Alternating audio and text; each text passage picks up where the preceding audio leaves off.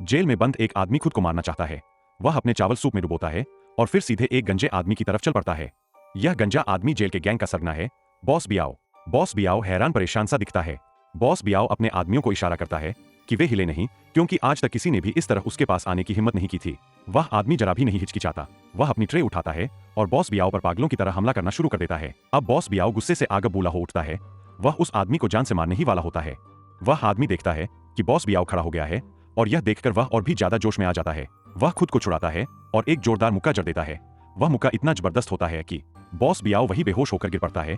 Jail में मौजूद हर कोई यह देखकर सन्न रह जाता है। उस आदमी को खुद भी यकीन नहीं होता कि उसका मुक्का इतना ताकतवर साबित होगा।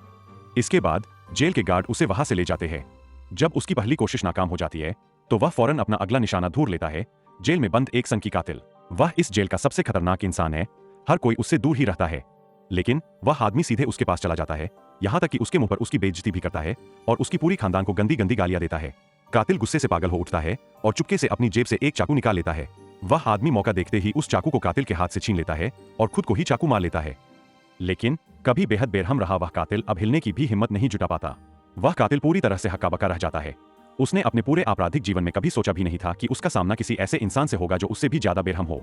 वह कातिल पूरी तरह से टूट जाता है और फूट फूट कर रोने लगता है। जल्द ही उस आदमी की कहानी पूरी जेल में फैल जाती है। लोग उसे किसी शैतान जैसा समझने लगते हैं और हर कोई उसके पास जाने से डरने लगता है। यहाँ तक कि जेल के गार्ड भी उससे नजरें मिलाने की हिम्मत नहीं करते। वे उसे खास सहूलियतें भी देने लगते हैं। लेकिन वह आदमी यह सब बिल्कुल भी नहीं चाहता था। एक दिन खाने के दौरान जेल में बंद उसका एक साथी उसे कुछ जानकारी देता है।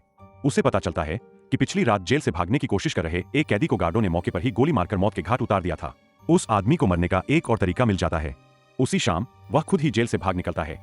फिर वह जेल के अहाते में पहुंचकर जोर जोर से चिल्लाने और चीखने लगता है ताकि गार्ड उसे गोली मार दें।